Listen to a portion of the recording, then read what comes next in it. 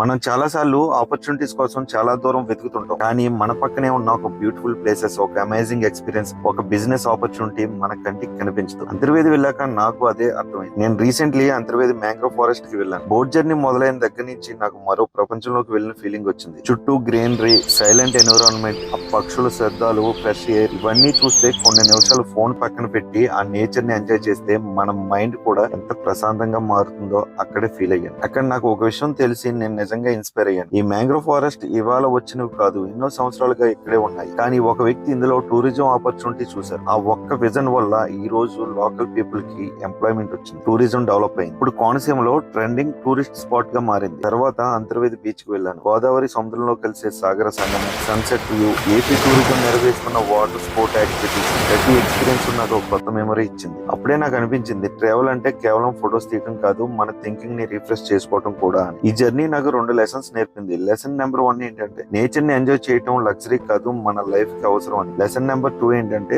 Opportunity ఎక్కడో ఉండదు, మన చుట్టూనే ఉంటుంది, కానీ దాన్ని చూడడానికి విజన్ ఉండాలి. అందుకే కొత్త ప్లేసెస్ ని ఎక్స్ప్లోర్ చేయండి, లోకల్ టూరిజం సపోర్ట్ చేయండి. ఇలాంటి రియల్ లైఫ్ కంటెంట్ కోసం ఇప్పుడే మన పేజ్ ని ఫాలో చేయండి. Thank you so much.